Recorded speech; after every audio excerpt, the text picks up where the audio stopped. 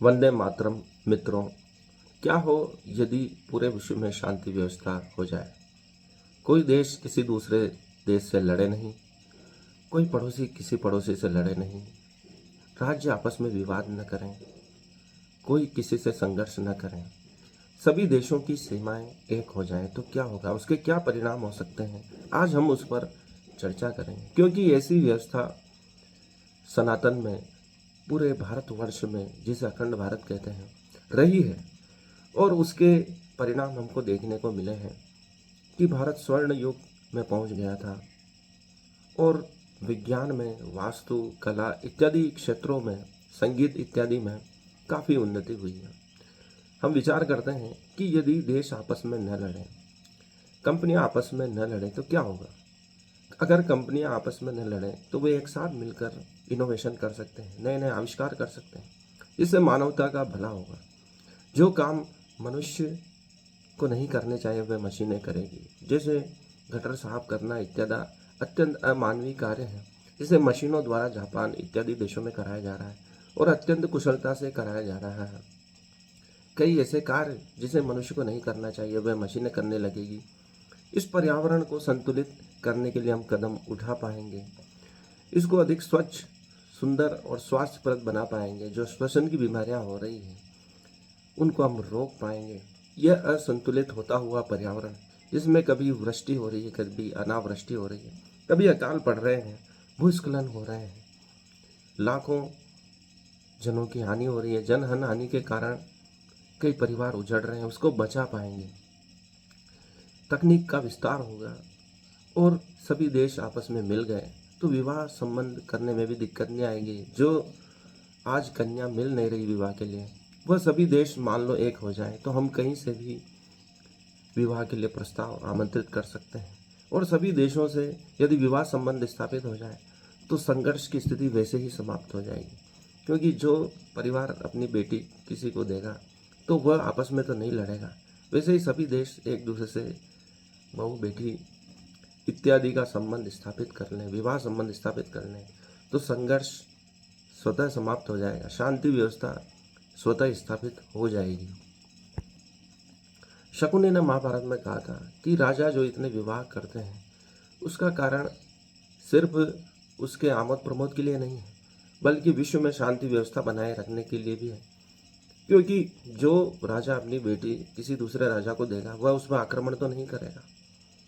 युधिष्ठिर ने अश्वमेध यज्ञ किया, सभी राज्यों को एक किया तो कई सालों तक शांति व्यवस्था बनी रही। भगवान राम ने भी अश्वमेध यज्ञ किया और पूरे विश्व में शांति व्यवस्था बनाए रखी। हजारों सालों तक इस प्रकार राम राज्य के गुण गाए गए। तो यही कारण है कि विश्व में शांति व्यवस्था रह सकती है। और उन दिनों में जब शांति व्यवस्था बनी रहती है तो विज्ञान में, तकनीक में, व्यापार में, सभी क्षेत्रों में बहुत अधिक उन्नति होती है। जैसा कि हम भारत में देखते हैं, 17वीं शताब्दी से पहले का युग शांति व्यवस्था का था। उससे भी पहले 11वीं शताब्दी से पूर्व भारत में अनंत विज्ञान की उन्नति हुई, व्यापार में उन्नति हुई, कला में उन्नति हुई, संगीत इत्यादि क्षेत्रों में उन्नति हुई। उसका कारण यही है कि शांति व्यवस्था बनी रहे। अभी जो देश आपस में संघर्ष कर रहे हैं वे अपना विनाश कर रहे हैं, पर्यावरण को असंतुलित कर रहे हैं। यदि किसी सभी के दिमाग में यह बात बैठ जाए कि शांति व्यवस्था से और ज़्यादा उन्नति हो सकती है, अधिक व्यापार, अधिक धन कमाया जा सकता है, तो यह सोच उन्हें संघर्ष के लिए रोक सकती है, शांति व्यवस्था को पुनः स्थापित कर सकती है।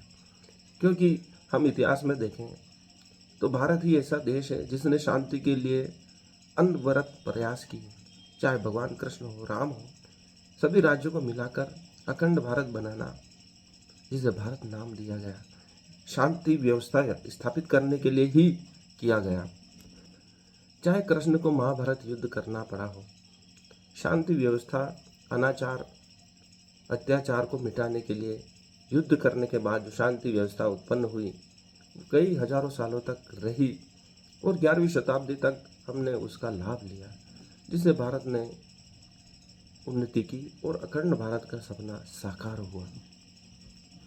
कल्पना करें अमेरिका और चाइना मिलकर काम करें, साथ में मिलकर तो तकनीक का कितना विस्तार होगा।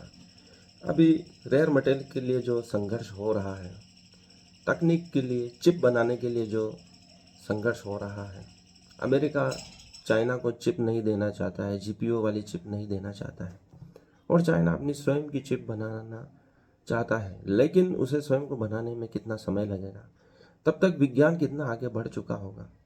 यदि ये सब देश मिलकर साथ में काम करें तो विज्ञान की कितनी उन्नति होगी, मानवता का कितना भला होगा, यह अकल्पनीय है।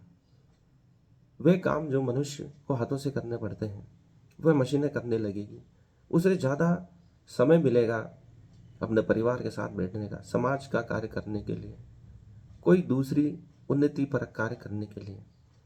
अभी जो बारिश पर निर्भर हमारी कृषि है, यदि तकनीक का विस्तार हो तो कभी भी पानी के अभाव में फसलें सूखेगी नहीं। ऐसे शोध किए जा सकते हैं जिससे कीटों से फसलों को नुकसान न हो। रासायनिक खाद के अलावा हम देशी खाद या ऐसी कोई तकनीक का निर्माण करें जिससे कम से कम रसायन फसलों में पहुँचे और फसलों से होते हुए हमारे शरीर में कम से कम पहुँचे, ताकि हम कैंसर, ब्लड प्रेशर इत्यादि बीमारियों से बच सकें, मधुमेह से बच सकें, और भी ऐसी घातक बीमारियां हैं जिनसे हमारा बचाव हो सके। ऐसे कई शोधों की संभावना है जो शांति व्यवस्था बने रहने पर ही मानवता को उपलब्ध हो सकते हैं। उसके लिए फंडिंग की आवश्यकता होती है, नवीन शोध के लिए।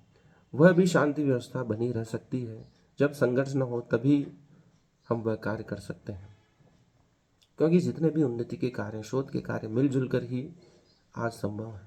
आज एआई का युग है, जनरेटिव एआई आने वाला है। यदि ये सब चीज़ें मिलकर हम मानवता का भला कर सकें तो एक स्वर्गीय वातावरण का निर्माण किया जा सकता है।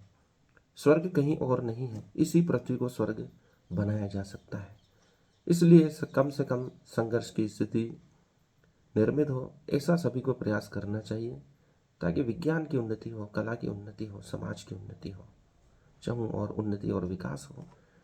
क्योंकि हमने देखा है, चाहे वो इतिहास हो या पुराण, वेद शास्त्र हो, सब में शांति की बात इसलिए कही गई है ताकि हम और उन्नति कर सकें, तकनीक का विस्तार कर सकें, क्योंकि अभी भी अनंत संभावनाएं बची हुई है। क्योंकि मनुष्य चंद्रमा पर पहुंच गया है, मंगल पर पहुंचना चाहता है, लेकिन वहां से लौट नहीं सकता है। उसकी तकनीक की वर्तमान में आवश्यकता है। ऐसे इंटर गैलेक्सी आकाश गंगाओं के पार भी जाने की मनुष्य सोच रहा है। उसके लिए मनुष्य को शांति की आवश्यकता है, फंडिंग की आवश्यकता है। तो सभी को मिलकर, सभी देशों को मिलकर साथ काम करने की आवश्यकता है, जो कि हम लार्ड हाइड्रोजन कोलोराइडर में देख चुके हैं कि सभी देश, लगभग सभी देश मिलकर उसमें काम किए थे और गॉड्स पार्टिकल की खोज हुई थी। और भी विज्ञान की नई नई चीज़ें सभी देश मिलकर साथ कार्य करें तो ही खोज की जा सकती है। इसलिए सभी मंगल की कामना करें, शांति की कामना करें, ताकि इस पृथ्वी को और अधिक रहने योग्य बनाया जा सके। आज के लिए इतना ही। इस वीडियो को लाइक करें, चैनल को सब्सक्राइब करें। धन्यवाद।